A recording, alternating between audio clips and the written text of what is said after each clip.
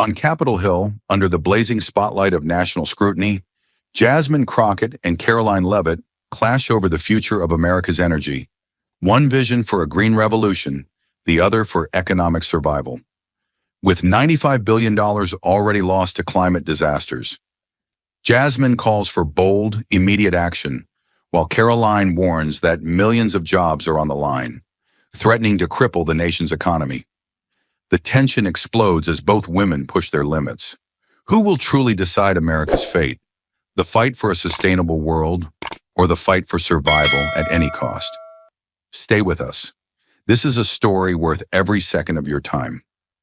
The Capitol Hill hearing room buzzed with a low hum of anticipation, cameras flashing, and microphones buzzing as the session was about to begin.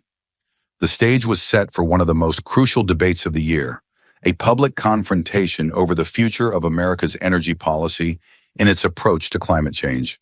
At the heart of the room, the two figures destined to clash were already seated. Jasmine Crockett, a Democratic congresswoman, sat tall and poised, her eyes sharp and focused. Known for her unrelenting commitment to justice, particularly for marginalized communities, she had long been a passionate advocate for environmental reform and climate justice. In her mind, the stakes couldn't be higher. Communities of color and low-income neighborhoods were already bearing the brunt of climate change's destructive effects. The heat waves, floods, and hurricanes were becoming deadlier, and Jasmine knew that urgent action was needed.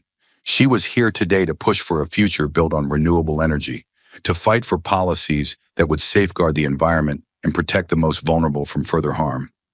Across from her, sitting with arms crossed and a calm, controlled demeanor, was Karoline Leavitt, a rising star in the Republican Party. A fierce conservative, Karoline was staunchly opposed to the rapid transition to green energy that Jasmine and others were pushing for.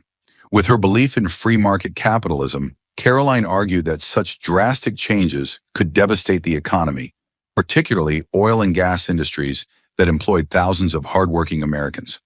To Karoline, the solution wasn't to shut down fossil fuels, but to find a balance between innovation and stability, ensuring that the country didn't lose its economic footing while addressing environmental concerns. As the room settled into a tense silence, Jasmine Crockett stood tall, her eyes scanning the faces in front of her. The weight of what she was about to say hung heavily in the air, the moment ripe with urgency. She leaned into the microphone, her voice steady but filled with a raw intensity. "I'm not here to play politics," she began, locking eyes with Karoline Leavitt. "I'm here because people are dying, and I won't sit idly by while we continue to ignore the toll that climate change is taking on our most vulnerable communities. The truth is, those who are suffering the most are not the wealthy elite. It's the poor, the minorities, the families that have been systematically excluded from the resources they need to survive." Jasmine's hands clenched into fists as she felt the truth of her words, her resolve solidifying with every breath. These communities are facing hurricanes, wildfires, floods, disasters that have been growing worse with each passing year. And do you know who bears the brunt of this devastation? It's not the people who live in high-rise condos or suburban mansions. It's the families in New Orleans who are still rebuilding after Hurricane Katrina, the residents of Puerto Rico still without power years after Maria, the children in Flint, Michigan, drinking poisoned water because our system failed them. She paused for a moment, letting the weight of those words sink into the room. The tension was palpable as the eyes of lawmakers and the media bore down on her. This is not a distant problem. This is now. And it is time for us to act, not just for the people in the room, but for everyone who cannot be here to fight for themselves. Her gaze shifted slightly, now focused on the policies she was proposing. "I am calling on this government to take bold, decisive action. We need policies that will cut greenhouse gas emissions and transition to renewable energy. This means shifting away from fossil fuels and embracing the power of solar and wind energy, the energy of the future. It's time we invest in a clean, sustainable future for all Americans, not just the few who can afford to escape the consequences of climate change." Jasmine's voice grew stronger, her words gaining momentum, the urgency building. "And here are the facts. Over the past decade, Extreme weather events have increased by 50%. Floods, wildfires, heat waves, they're not just inconvenient. They're destroying lives, ravaging homes, businesses, and communities that already struggle to get by. And who pays the price? The working class, the marginalized, the communities that are least prepared to recover from these disasters. She was almost out of breath now, the force of her argument driving her forward. In 2020 alone, wildfires in California displaced over 100,000 people, people who had nothing but the clothes on their backs. Puerto Rico's power grid collapsed not once, but twice, and after every disaster, those families are left to pick up the pieces while big corporations and politicians pretend the problem doesn't exist. Jasmine took a moment to steady herself, her gaze sweeping the room. We know the solution. We know how to transition to clean energy. We know how to create jobs that protect both people and the planet. But we need leadership. We need the courage to stand up to the fossil fuel industry and demand that they stop prioritizing their profits over the well-being of our citizens. The room was silent, every eye fixed on her, the weight of her words hanging heavily in the air. It wasn't just about energy or policies anymore. It was about human lives. It was about justice.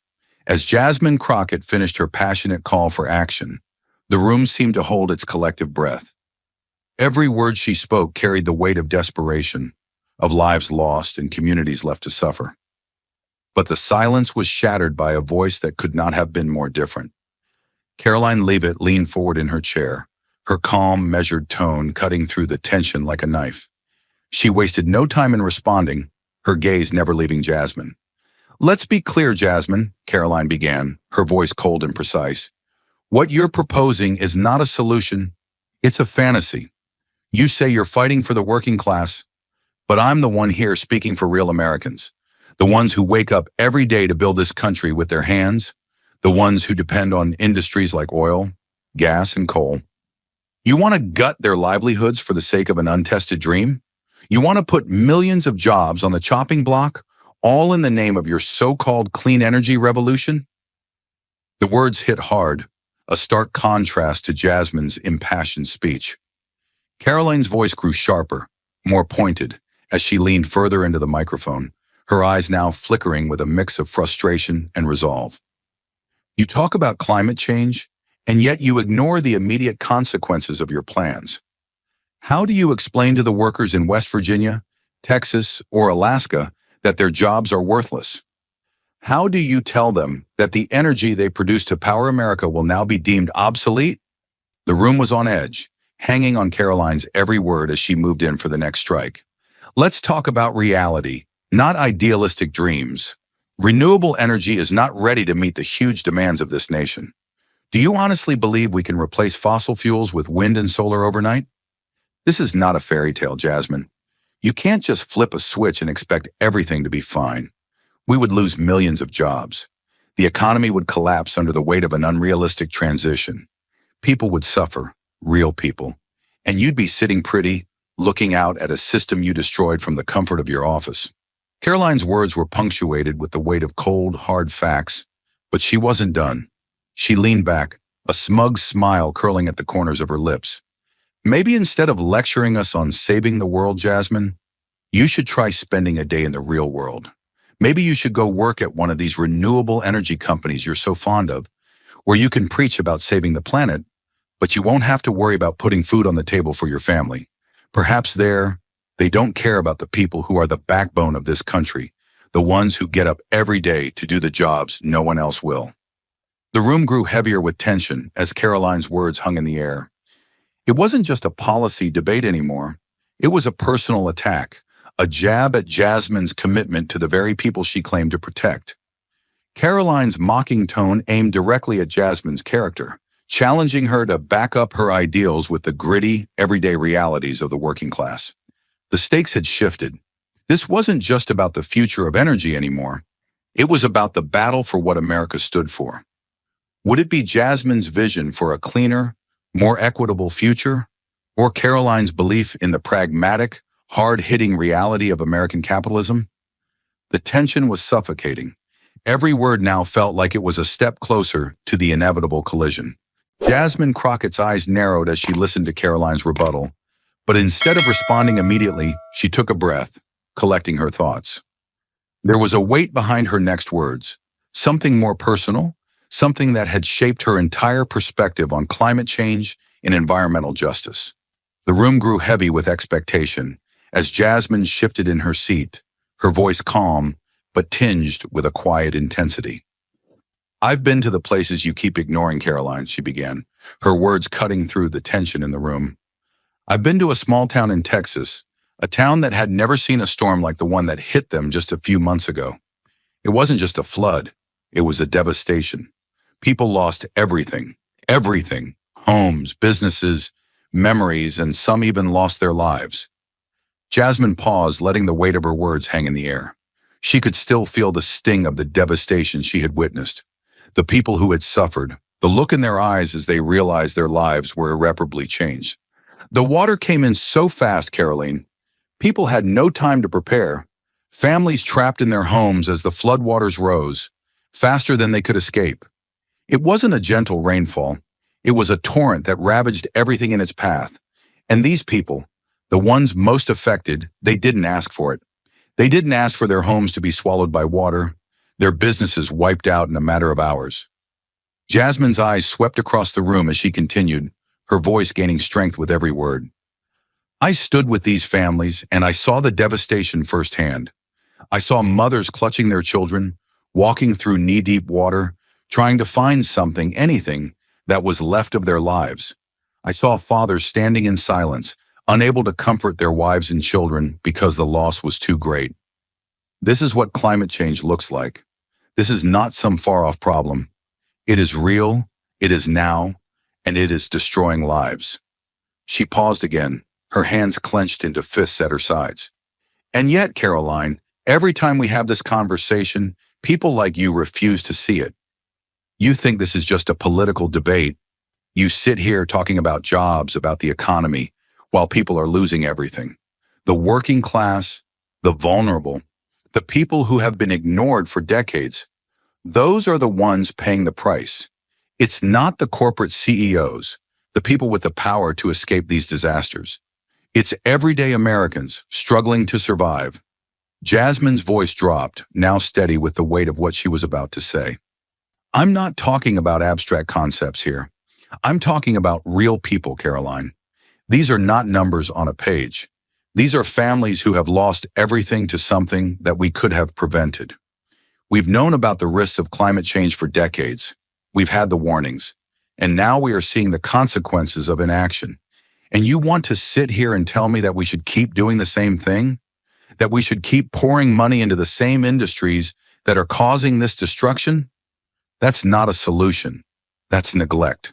That's irresponsibility." The room was silent now, every person hanging on Jasmine's words. There was no denying the passion, the urgency in her voice. "You talk about jobs, Karoline. But what good are those jobs if the very land we live on becomes uninhabitable?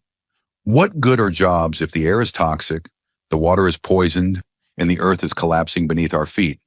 What good are any of these policies if the people who depend on them are dead or displaced?" She paused, taking a moment to steady herself, her hands trembling slightly as she gripped the edge of the table. "These people didn't ask for this. They didn't ask for their homes to be destroyed, for their communities to be drowned by the very fossil fuels that have been allowed to run rampant for decades. But they're the ones who are suffering, and you can't ignore that. You can't just brush it aside because it's easier to protect the profits of the rich than to protect the lives of the vulnerable." Her voice was quieter now, but no less forceful. "I'm here because they can't be here. I'm here to fight for them because they have no voice in this debate, and I will not sit back and let you or anyone else continue to deny them a future. We have to take action now, not tomorrow, not next year. Now." There was a pause, a long silence that seemed to stretch on forever as Jasmine's words sank into the room. The weight of her message hung in the air, undeniable and heavy. But just as the moment seemed to settle, Karoline's voice cut through the silence, dripping with sarcasm and dismissiveness. "Ah, so Jasmine went to visit a flood zone," Karoline smirked, leaning back in her chair. How very noble. I'm sure you think that makes you some kind of expert on how to run the country. I can just imagine you walking through the streets, talking to these poor, devastated people, and thinking that you have all the answers. You're trying to convince us that we need to take radical steps now, because if we don't, we'll be drowned in water. Her tone was biting, mocking. Maybe you should think about it, Jasmine.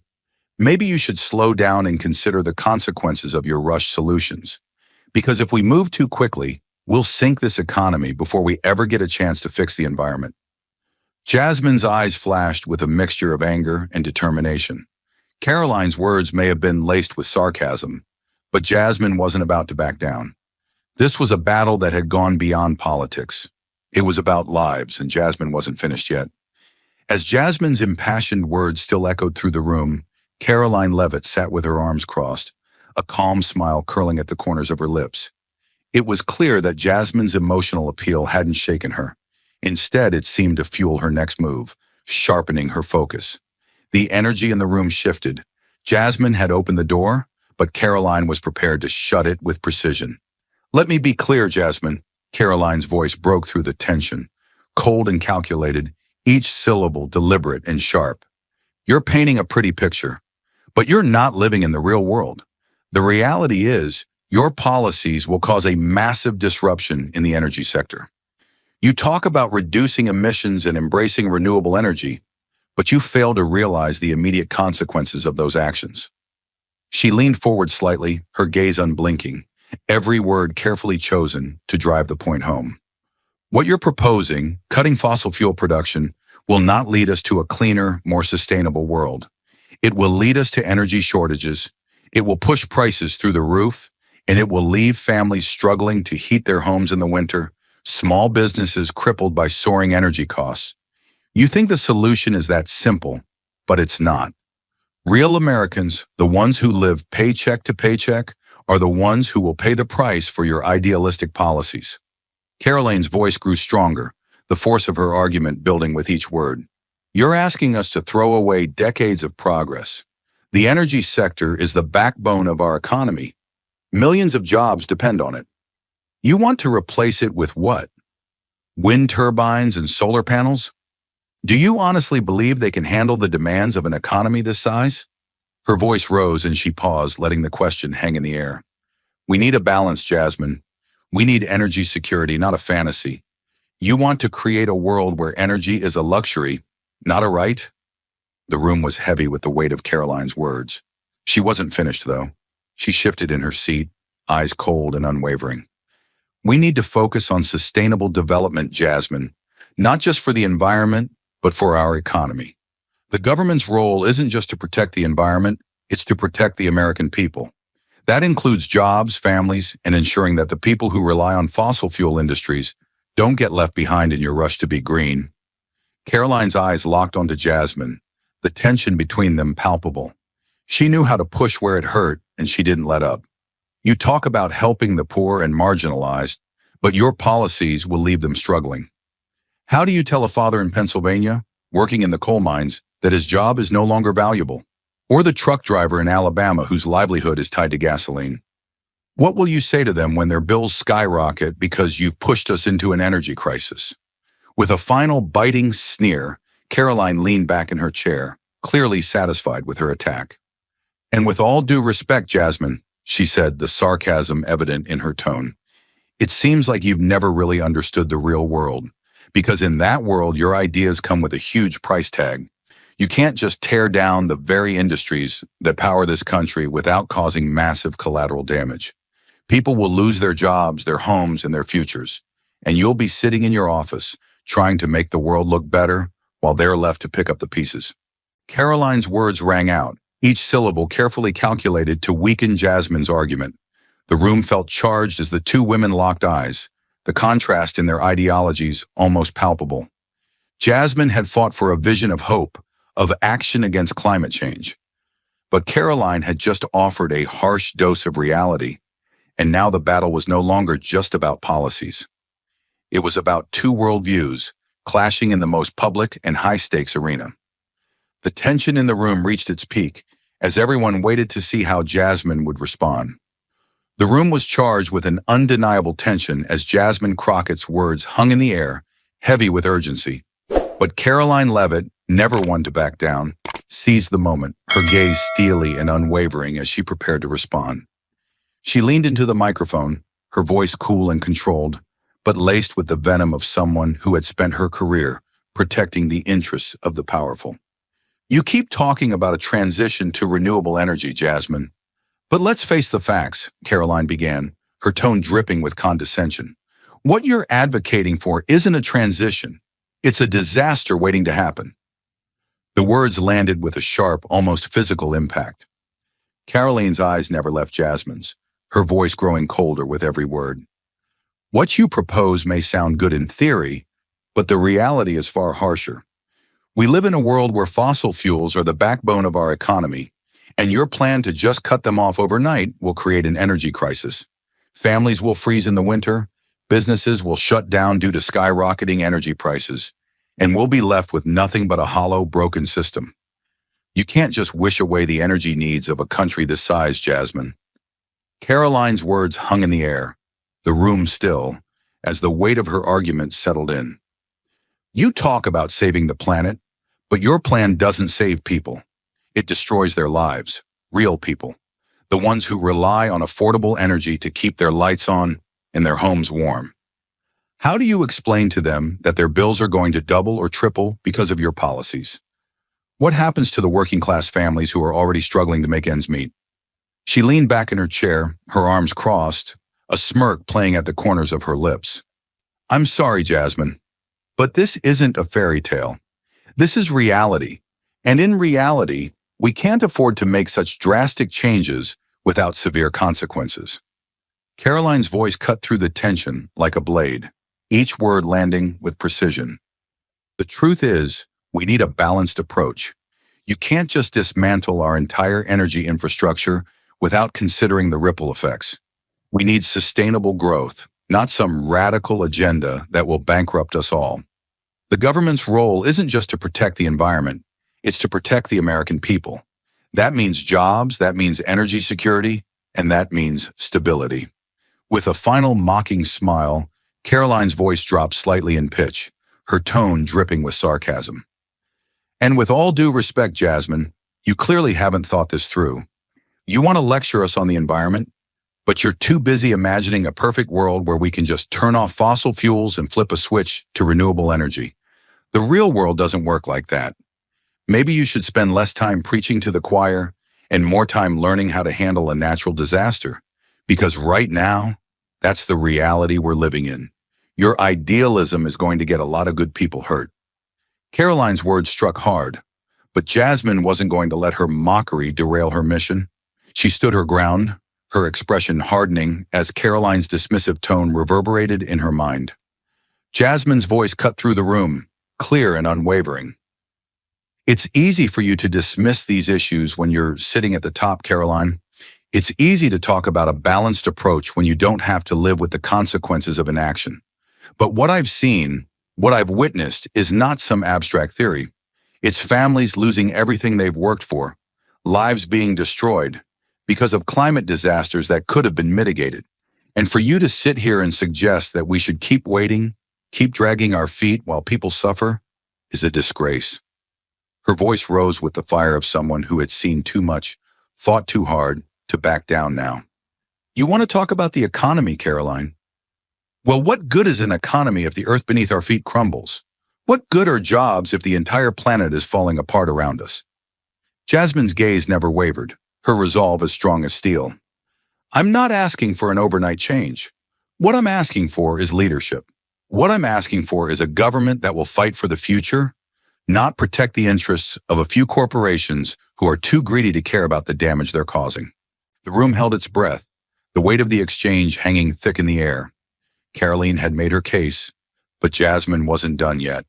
The battle wasn't just about policies, it was about who America would stand with, the corporations profiting from the destruction of the planet, or the working-class families who were suffering in silence. And Jasmine was determined that the people's voices would be heard. As the weight of Jasmine Crockett's last statement echoed in the room, she knew she was standing on the edge of something monumental. The room was silent, hanging on her every word as she prepared to make her case. She had already laid out the human cost of climate change, but now it was time for the data. The numbers that Karoline Leavitt and the rest of the room couldn't ignore. Jasmine took a breath, steadying herself.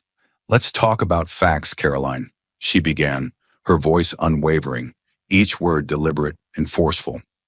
"The scientific community agrees. The severity of weather-related disasters has increased exponentially in the past several decades, and climate change is the driving force behind this rise. Over the last 40 years, the number of severe weather events in the U.S. has doubled, and these events are becoming more destructive, causing catastrophic losses for communities across this country." Her eyes swept across the room, making sure her words reached every corner. She wasn't just speaking to Karoline anymore. She was speaking to everyone in that room. In 2020 alone, natural disasters in the U.S. cost us over $95 billion in damages. The California wildfires ravaged more than 4 million acres, destroying thousands of homes and businesses and killing dozens. And let's not forget Hurricane Laura, the most powerful storm to hit the Gulf Coast in 15 years, displaced over 500,000 people and caused an estimated $19 billion in damage. The numbers are staggering, but what's worse is the human toll. Families are losing everything, communities are being displaced, and lives are being destroyed. Jasmine's voice dropped, carrying a weight of quiet intensity. These aren't just figures in a report. These are the real consequences of inaction. These are the lives of people who are not responsible for the situation, yet they are the ones who pay the price the hardest. It's not the corporate elites or the billionaires who are losing everything. It's the working-class families, the low-income communities, the people who can't afford to rebuild when their homes are swallowed by floodwaters or burned to the ground. They are the ones who need us to act, and they need us to act now. The air in the room seemed to hold its breath, every person aware of the depth of what Jasmine was laying out. And then, like a sharp knife slicing through silk, Karoline's voice cut in, dismissive and calm, but laced with a quiet contempt. "It's easy to throw numbers around, Jasmine," she said, her voice smooth but sharp. "But let's talk about where those numbers come from. You say these disasters are caused by climate change, but how do we know for sure? After all, some of these extreme weather events have always happened, long before the world started worrying about carbon emissions." Karoline's words were a direct challenge, a calculated deflection that sought to undermine the research Jasmine had presented. Hurricanes, floods, wildfires, these are natural events, Jasmine. They've been happening for centuries. You want to blame it all on human activity, but maybe you should consider that nature plays a role too. After all, natural cycles have existed long before we started burning fossil fuels. Jasmine's hands clenched, the sting of Karoline's skepticism biting deep, but she refused to let her own anger take over. "Yes, Karoline, nature has its cycles. But what you're missing, the very core of the argument, is that human activity has accelerated these cycles. We are seeing weather patterns that go beyond what nature can explain. Human impact has exacerbated every single disaster we've seen in the last few decades. This is no longer just about natural patterns. This is about a planet that we've pushed to its limits." Jasmine's words came with an undeniable force, her gaze locked onto Karoline as she spoke. "We've pumped billions of tons of carbon into the atmosphere. We've cut down forests. We've polluted our oceans. And now we are seeing the consequences. These are man-made disasters, Karoline. They are the direct result of our actions. You can't hide behind the idea that these are just natural occurrences anymore. The world has changed, and we are the ones who changed it." Her voice softened, but the power of her conviction remained. "The evidence is irrefutable. The Intergovernmental Panel on Climate Change states that if we do nothing, we will face even worse consequences. Rising sea levels, more frequent and more intense storms, agricultural failures. These are not theories, Karoline. These are real events that are already affecting millions. And the longer we ignore this, the more damage we will cause to the very people we claim to care about." Jasmine took a steadying breath, her expression resolute. "You can choose to deny the truth, Karoline, but the truth is out there, and the people are suffering because we've failed to take action. The question is, how long will we continue to let these real people pay the price for our inaction? The facts are clear. It's time to make a change. The room was deathly silent, the weight of Jasmine's words hanging in the air. Karoline's challenge had been met with factual certainty, and it was clear that the battle was no longer just about policies. It was about truth, justice, and the future of a planet teetering on the brink. The air in the room had thickened with tension, each word between Jasmine Crockett and Karoline Leavitt only adding fuel to the fire. But Jasmine wasn't backing down. She had spent years fighting for this moment, the chance to change the course of history. She knew the stakes were high, but she wasn't here just to argue. She was here to offer solutions. Taking a deep breath, she steadied herself, her voice now clear and determined. "We can't keep living in the past, Karoline," Jasmine began, her gaze piercing the silence. "You talk about the cost of change, but let's talk about the cost of doing nothing. The cost of lives lost in floods, in wildfires, and in heat waves. These are the real costs we're paying for our inaction." She paused, feeling the weight of her words settle into the room, then continued. "The solutions are out there. We can transition to a clean energy economy, and it's not just possible, it's necessary. We need massive investments in renewable energy infrastructure, solar, wind, and geothermal, that will power our nation for generations to come." Jasmine's hands moved, each gesture punctuating her argument. "We need to invest in modernizing our energy grid to handle the demand of the future. We need to provide incentives for companies to shift from fossil fuels to clean energy sources. This isn't just about saving the environment. It's about creating new jobs, industries, and a future where America leads the world in green innovation." Her voice was unwavering, carrying the weight of her vision. This transition isn't some far-off dream. It's something that can start today. And with the right policies in place, we can ensure that workers in the fossil fuel industry aren't left behind. We can train them for the jobs of tomorrow in clean energy sectors that will thrive in a sustainable economy. The room seemed to lean in, the magnitude of her words hanging heavily in the air. Jasmine wasn't offering a pipe dream. She was offering a path forward, and the audience was listening. But Karoline Leavitt, never one to back down, was ready with her rebuttal. Her face remained calm, but her eyes burned with the fire of someone who had staked her position. She adjusted her microphone, then turned to Jasmine with a cool, almost dismissive smile. "So, now we're supposed to believe that solar panels and wind turbines are the answer to all of our problems?" Karoline's voice dripped with sarcasm. "I'm sorry, Jasmine, but you're not living in the real world. You want to take America from being the world's leading energy producer to a nation that's dependent on the weather for our power?" Karoline leaned forward, her tone intensifying. "You want us to think that we can just snap our fingers and suddenly have an entire green economy without considering the consequences. What do you think happens when we go full throttle on renewables? We push energy prices through the roof, we put thousands of workers out of jobs, and we risk leaving our economy in shambles. This isn't just about the environment, Jasmine. It's about the real people who will be crushed under the weight of these radical changes." Her eyes narrowed as she prepared to land the final blow. "And let me guess, the people who will suffer the most are the ones you claim to care about, right? The working class, the people who can't afford to have their electricity bills double or triple because we've bet the farm on technology that doesn't even work in many parts of the country. You can't just replace fossil fuels with wind and solar, not when the clouds roll in, when the wind doesn't blow, and when energy demands skyrocket." The mocking tone of Karoline's last sentence hung in the air, her smile widening, knowing she had made her point. She leaned back in her chair, crossing her arms with a victorious glint in her eyes, waiting for Jasmine's response. Jasmine's expression hardened, but her voice remained steady, undeterred by Karoline's taunts. "You want to talk about the real world, Karoline?" she said, her words cutting through the tension. "The real world is one where people are already suffering because of climate change. The real world is one where entire communities are being destroyed by wildfires and floods. And the only thing holding us back from a better future is politicians like you who refuse to act." Her eyes flashed with fire as she met Caroline's gaze. What I'm offering isn't a dream. It's a reality that we can build today, and if we don't start acting, we won't have a tomorrow.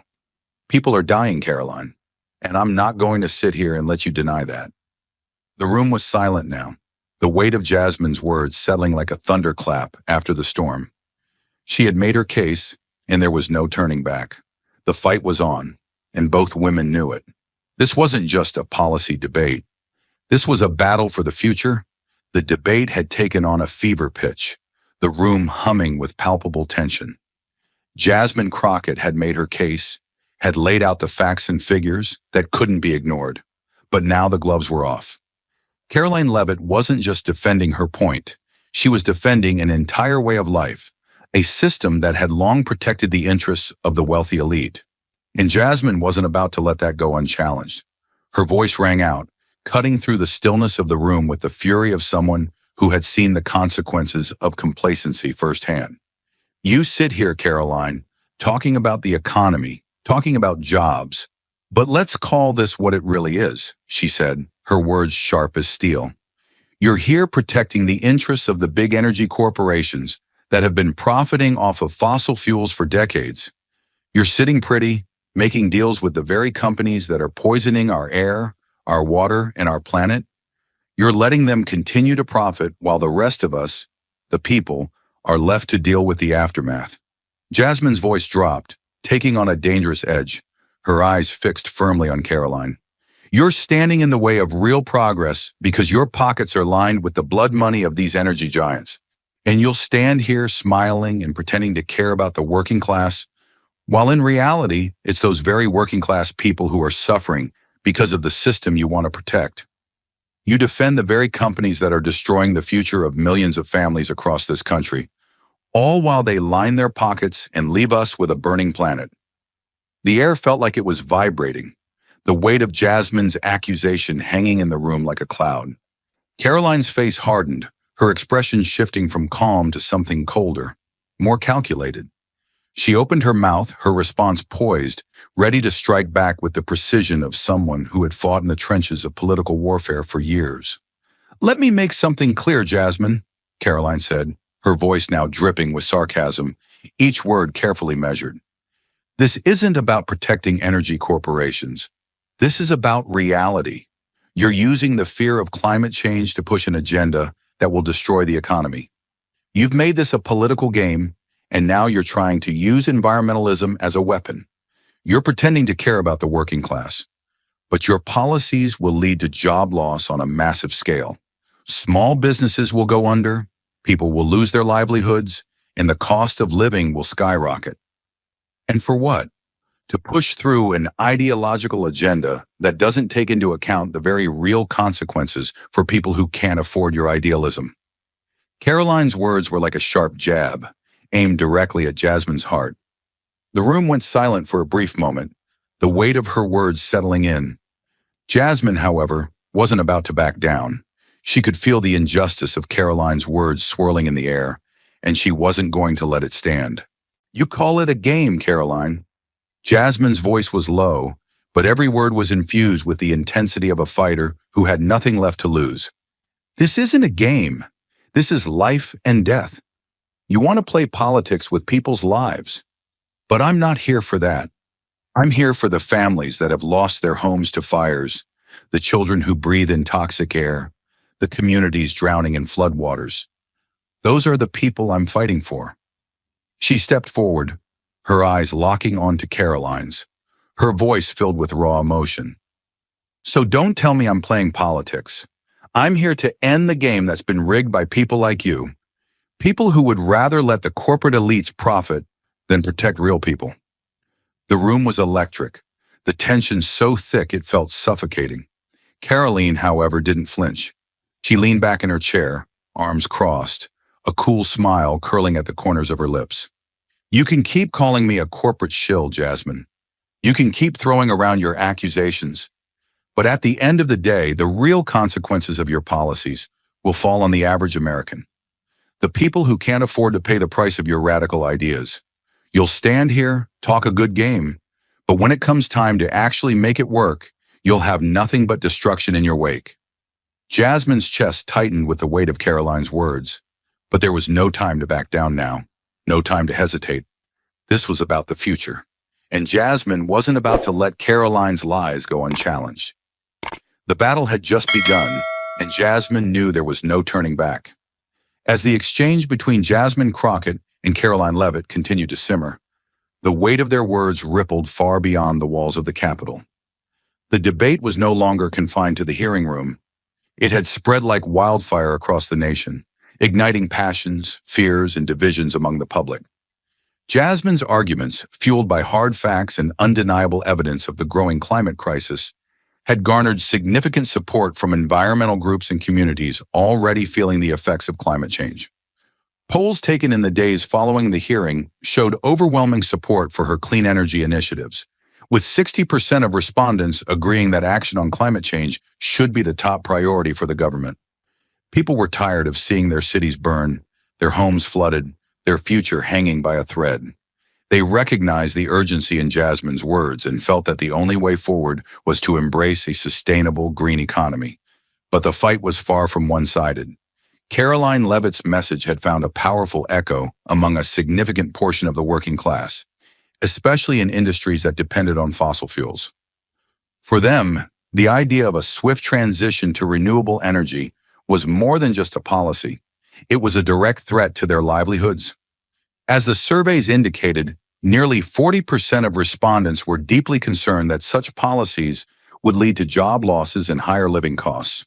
The middle class, particularly in regions reliant on coal and oil, viewed Jasmine's proposals with skepticism, fearing that her agenda could destabilize the very economy that had kept their families afloat for generations.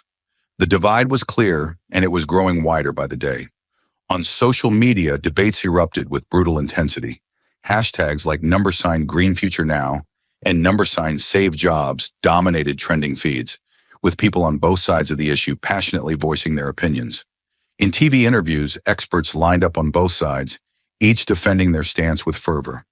But as the conversation swelled, Jasmine felt the weight of something deeper, a public discourse that had become entangled with personal and political identities, with her own ideals being twisted into something dangerous. The media coverage, now saturating news outlets, was both a blessing and a curse. On the one hand, Jasmine's messages about the urgent need for climate action were reaching millions.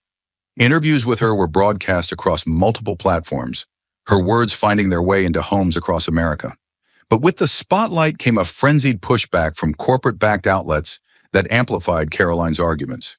In the days after the hearing, Jasmine's calls for change were juxtaposed with headlines warning of economic collapse, job losses, and the destruction of American industries. Conservative pundits on Fox News and right-wing blogs pounced on every word, spinning the debate into a battle between economic survival and environmental overreach. Yet despite the barrage, Jasmine remained unshaken. Her message was clear. The people who would suffer the most from climate change were not the billionaires or the CEOs. They were the working-class families she had spent her entire career fighting for. And as the debate continued to unfold across platforms, from the conservative outlets to the progressive channels, she knew one thing for certain: she was not backing down.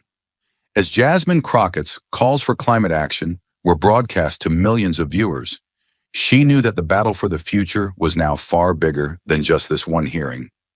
It was a national conversation, and every word, every movement she made would determine whether she was fighting for the people or for the system that had left them behind.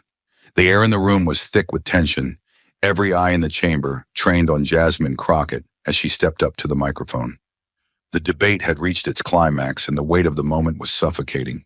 The arguments, the accusations, the back and forth, all had led to this. She could feel the eyes of the nation upon her, but she stood tall, her heart pounding with purpose. This wasn't just about energy policy anymore. It was about the very future of the planet, the future of those vulnerable communities that had been ignored for far too long. Taking a deep breath, Jasmine Crockett began her closing statement, her voice unwavering but filled with quiet intensity. I stand here today not just as a congresswoman, but as a mother, as a daughter, as someone who believes in the power of this nation to make a change. We are at a crossroads, and the decision we make today will determine the fate of future generations. There is no turning back after this. This isn't just another policy debate. This is a fight for the very survival of our planet. Her words cut through the room, each sentence deliberate, each pause adding weight to the message. What we choose today will shape the world our children inherit. We can continue down this path of inaction, watching as climate disasters destroy entire communities.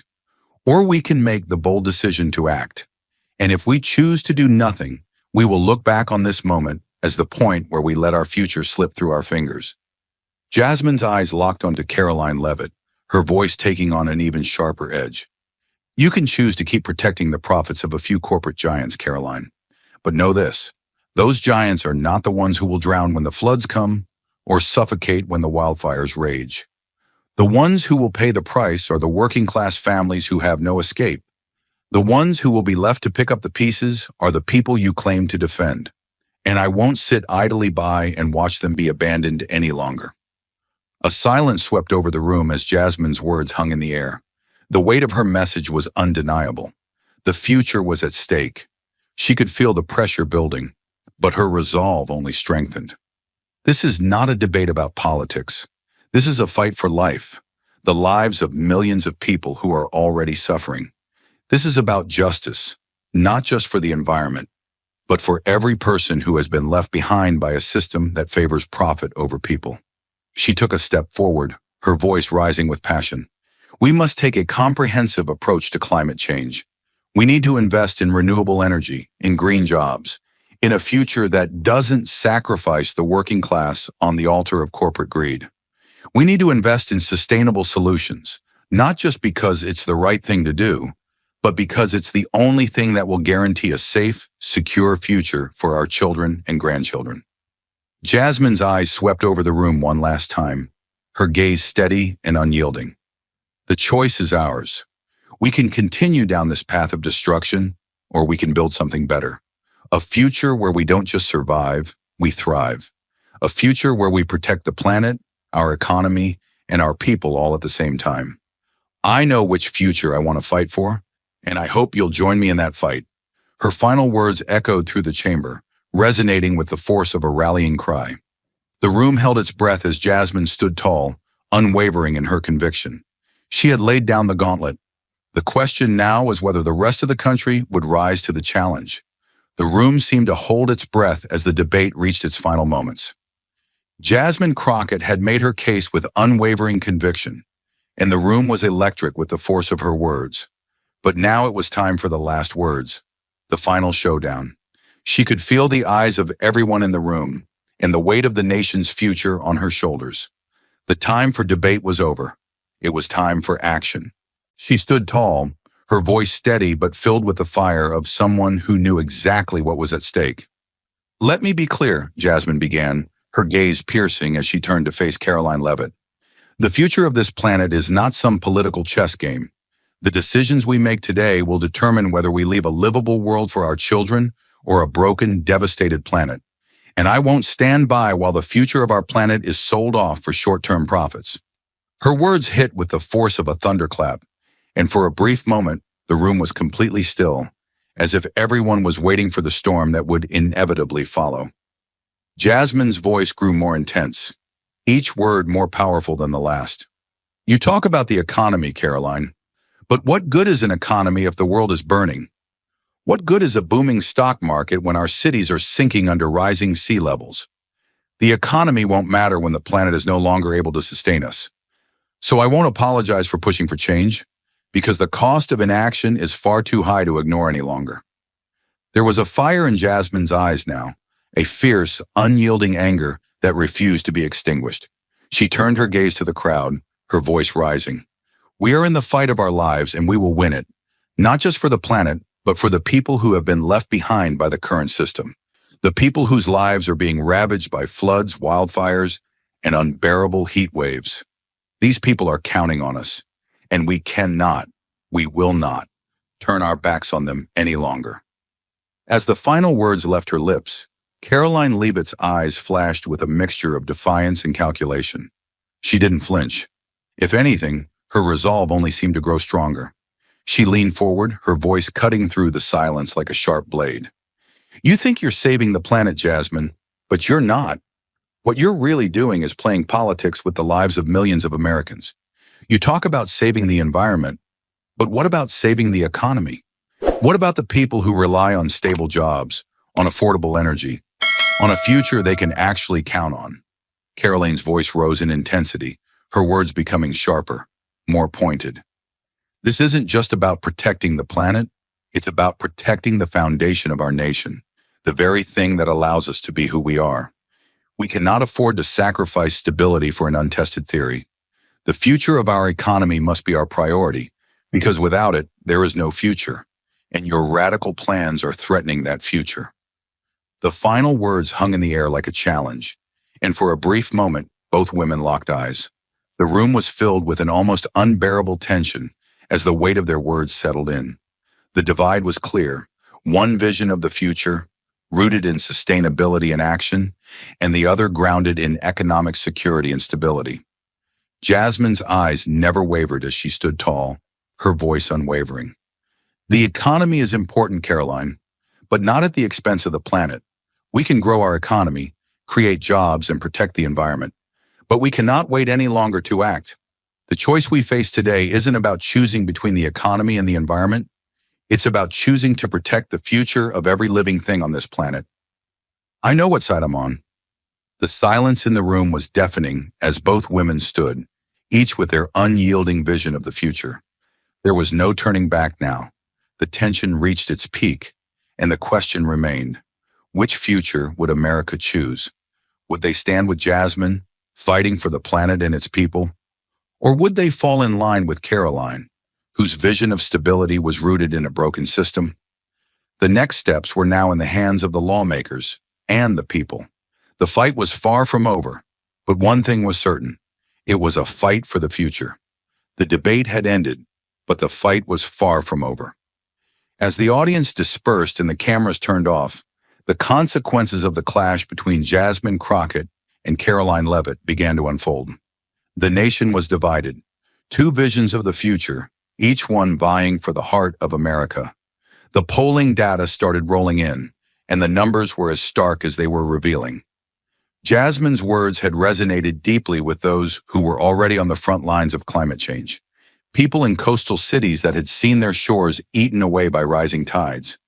Families who had suffered the wrath of wildfires and droughts. Environmental activists, students, and young professionals who saw climate change as the greatest existential threat to their future. According to the latest polling from major media outlets, over 60% of respondents supported Jasmine's calls for bold action on climate change. The support was overwhelming, particularly among urban voters and those from areas heavily impacted by extreme weather. The hashtag #GreenFutureNow became a rallying cry across social media platforms, with environmentalists and concerned citizens sharing stories of disaster and hope alike. But on the other side, the numbers were clear. Karoline Leavitt had captured the hearts of many in rural areas and working-class communities who feared the consequences of rapid energy shifts. People who worked in coal mines, oil fields, and natural gas plants, the heart of America's energy sector, viewed Jasmine's vision as a direct threat to their jobs and their families' livelihoods. The polling showed a strong backlash from these voters, with 40% expressing deep concern over the loss of energy independence and the rising costs of renewable energy. For many, Karoline's message about job security and economic stability resonated louder than the warnings of a burning planet. The divide was sharp, each side entrenched in their beliefs, unwilling to give an inch. Jasmine had gained the favor of those fighting for future generations, but Karoline had spoken to those concerned with the present, their families, and their jobs. The debate was more than just an ideological clash. It had become a battle over what kind of future America would choose. Would they embrace the inevitable shift toward a cleaner, greener world, or would they hold on to the status quo at all costs? As the numbers continued to roll in, it became increasingly clear that this debate wasn't just about policy. It was about the future direction of the country. The polling data reflected a nation divided, each side standing firm in their belief that their vision would protect the American dream. Jasmine, with her calls for immediate change to tackle climate change, had garnered the support of those eager for sustainability, but she had also alienated a significant portion of the population who were deeply afraid of the economic consequences. For Karoline, it was the opposite. Her message resonated with those who prioritized immediate economic survival, but those who aligned with her were reluctant to accept the looming environmental threats. Her stance had helped her maintain the loyalty of blue-collar workers, but she was losing ground with those who were focused on long-term survival in a world ravaged by climate change. As the days passed, the consequences of this debate became even clearer. This wasn't just about a temporary political win. It was about how energy policy would be shaped for the next decade, or longer. Would Jasmine Crockett's vision of a clean energy economy become the future of the United States? Or would Karoline Leavitt's cautious approach, focused on economic stability and protecting existing industries, define the national discourse? The political landscape had shifted. The debate had exposed a deep fracture in the national conversation about the future of America's energy sector. And as the political fallout unfolded, both women knew that this was only the beginning of a much larger battle, a battle that would shape the future of America's energy policy and global standing in the fight against climate change. As the dust settled from the heated debate and the cameras flashed their final moments, Jasmine Crockett stood alone, her heart racing, her mind consumed with the weight of what had just transpired. The public had seen the clash, the sharp exchanges, the fiery accusations, but the real battle, the one beneath the surface, was still raging within her. The fight wasn't just about energy policy or climate change. It was about justice, about the people who had been left behind for far too long, sacrificed for political gain, and it was a fight she was determined to win, no matter the cost. As she walked out of the chamber, the harsh glare of the cameras seemed like a distant echo. The real battle was on the streets, in the neighborhoods where families were drowning in floods, where children were choking on polluted air, where communities were torn apart by forces beyond their control. These were the people she fought for, the forgotten ones who had nothing left but hope. But hope, Jasmine knew, was fragile. It was something the powerful took from them every single day. As the days passed, the debate didn't end. The polling results had come in, but they were only a glimpse of the larger picture. Jasmine felt it in her bones, the way people's lives had been reshaped by decades of inaction. For every person who now stood with her, there were 10 more who still believed that their livelihoods depended on the status quo. They had been told over and over that energy was their only security, but Jasmine knew better. She knew that true security came not from fossil fuels, but from creating a future where everyone could thrive, where no one was left to suffocate in the wake of disaster. She couldn't stop thinking about the families she had met in Texas, those victims of the flooding. Their voices echoed in her ears, their faces branded in her mind. They had been through more than she could ever imagine. And yet, when she stepped into that room, surrounded by powerful interests trying to keep the system just the way it was, she realized how deeply ingrained the injustice ran. People were suffering, and the system that was supposed to protect them was only making things worse. The fight for change wasn't just about policy. It was about facing an entire system built on greed and apathy, a system that ignored the needs of the many in favor of the few. And yet, Jasmine couldn't afford to look away. She couldn't afford to stop. For every corporate lobbyist in the room trying to maintain the status quo, there were countless others whose voices had been drowned out. The powerful spoke in the halls of Congress, while the weak were forced to pick up the pieces of a broken world. She could feel it, the weight of their suffering, and it was on her shoulders to change the course of history. No more false promises, no more waiting, no more excuses. She had to keep fighting, not just for those in front of her, but for everyone who didn't have a voice. The injustice was too great to ignore. The lives destroyed by climate change, the families losing their homes to floods and fires, were real. They weren't abstract concepts. They weren't political pawns in some corporate game. These were real people, people with names, families, dreams, and they were losing everything because of a system that valued profits over lives. Jasmine stood at the crossroads now. The path she was on was one of great difficulty, but it was the only one that mattered. This wasn't just a political battle. It was a moral imperative. The future of humanity and the earth itself hung in the balance. Jasmine knew that change would never come easy, but she had made a promise to herself and to the people she represented that she would never give up, never stop fighting, never let the injustice she witnessed every day be swept aside. This was her call to action, and she would answer it, no matter the odds. In this moment, Jasmine Crockett wasn't just fighting for policy. She was fighting for human dignity, for survival, and for the right to live in a world where every person, regardless of their background, could look toward the future and see hope, not despair. The real battle had just begun. Thank you for watching until this moment and for standing with us on this journey for justice. Your support means everything. Like, subscribe, and turn on notifications so you never miss what's next. And we'd love to hear your thoughts. Leave a comment below and let us know what moved you most in this story. Together, our voices make a difference.